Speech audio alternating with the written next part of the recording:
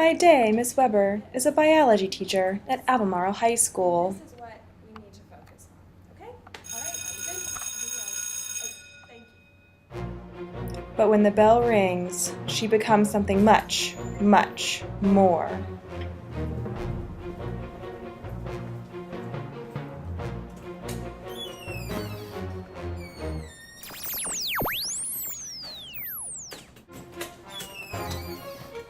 That's when she transforms into Dr. Science. She searches the globe for interesting research to bring back to her students. This summer, Dr. Science worked in the multi-scale muscle lab under the guidance of Dr. Silvia Blemker. There, she learned all about muscles. I'm a biomedical engineer and I'm very interested in muscles overall. We have over 600 muscles in our body and they all do different types of functions from moving your arm to writing to breathing to walking to running to blinking your eye. All those things, skeletal muscles do that. So I'm intrinsically I'm just fascinated by how that works, how muscles work. The other neat thing about muscles is that while they do all those different types of things, they're all made up of the same building blocks. If you zoom in really closely on every single muscle, they all have these little things called sarcomeres inside, and those sarcomeres are the engines that make muscles work. Big muscles have many millions of sarcomeres inside of them that allow them to produce a lot of force, to make a lot of really large movements. Other muscles are really small and don't have nearly as many sarcomeres, like in your hand or in your eye. And then as you look at how the muscle is structured, they have this really neat, what we call hierarchical structure, which means that the sarcomeres are arranged together in a long strand of sarcomeres. And then those are arranged together within what we call a fiber, and then those are arranged together in what we call a fascicle, and then fascicles are arranged within a muscle. So there's all these little substructures that it's that building up that allows each muscle to put together all the little forces that sarcomeres make to a whole muscle. So I'm really interested in that. And then if you look at different muscles, they might have arranged these fibers and fascicles and sarcomeres differently to give different types of functions. So we, as a basic scientist, I'm just interested in how that works. I'm also really motivated to solve different problems in the world, and mainly problems that are to do with people.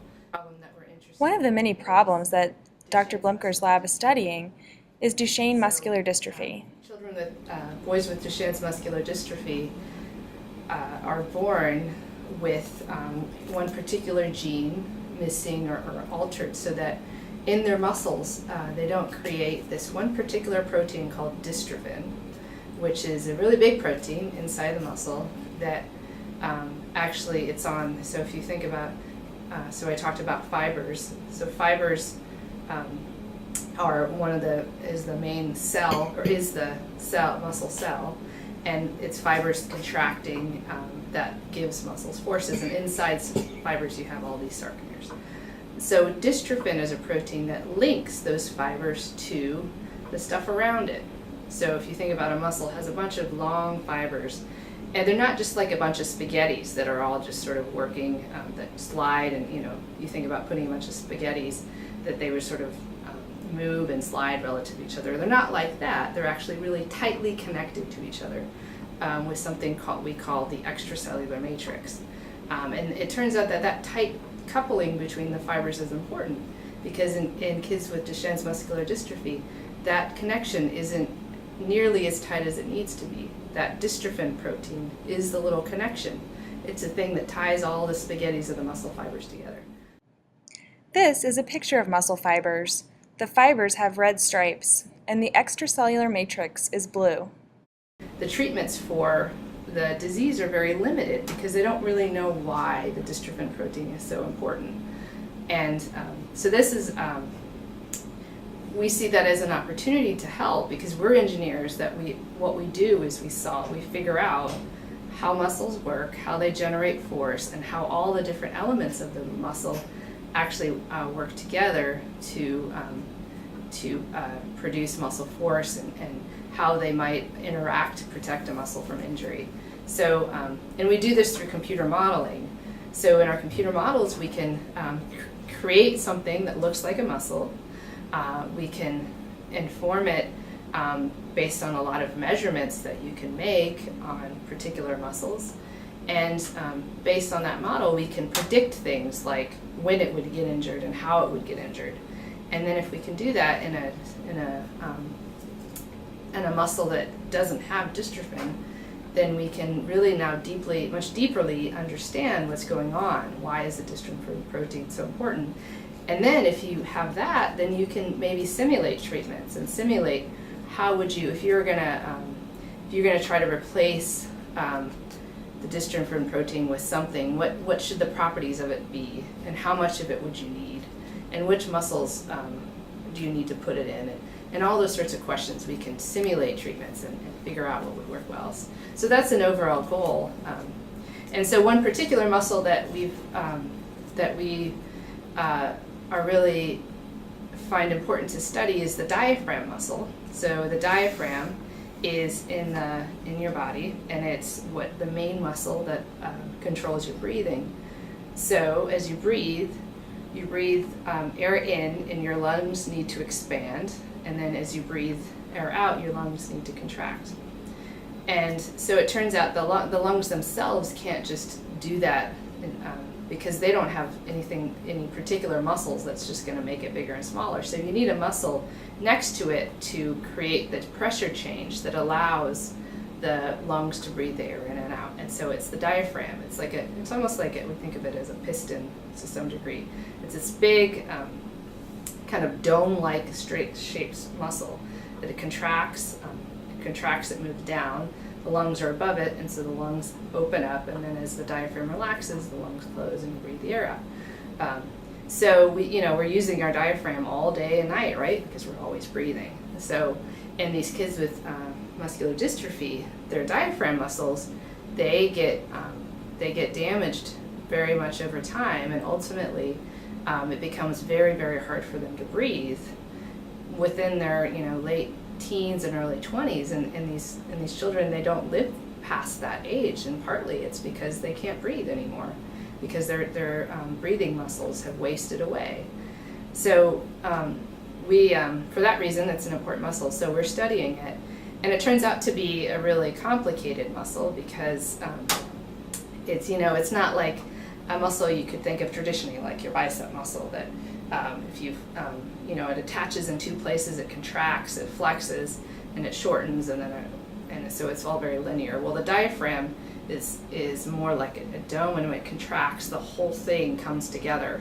So and it's very thin, and then once you look inside the kind of microscopic level of it, it gets pretty complicated. So one thing we need to do is understand the structure of it, and even a normal, and even and in a what we call dystrophic muscle. So that's one of the projects that we're doing right now is characterizing or measuring what the sarcomeres look like in a diaphragm, a normal diaphragm, a healthy diaphragm, and a dystrophic diaphragm. And in order to do that, we make use of what we call animal models, which are there is what we call an animal model replica mouse of a mouse that replicates muscular dystrophy, but it's a mouse. So it's been genetically engineered to lack the dystrophin protein just like the human. So while a mouse is different from a human,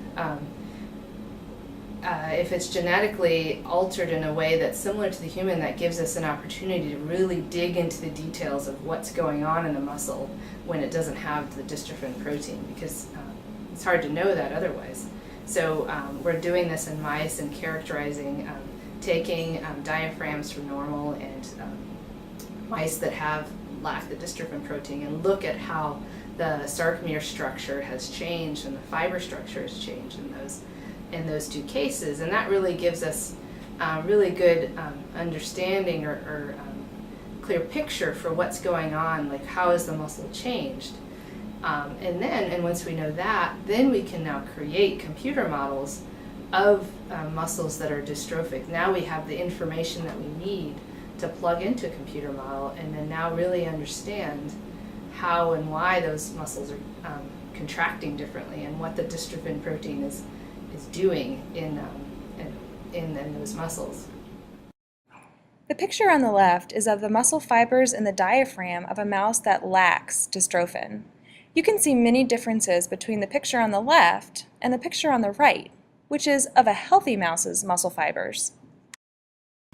So it's an exciting project that brings together biology from muscle. It brings together very detailed experimental techniques, imaging, confocal imaging.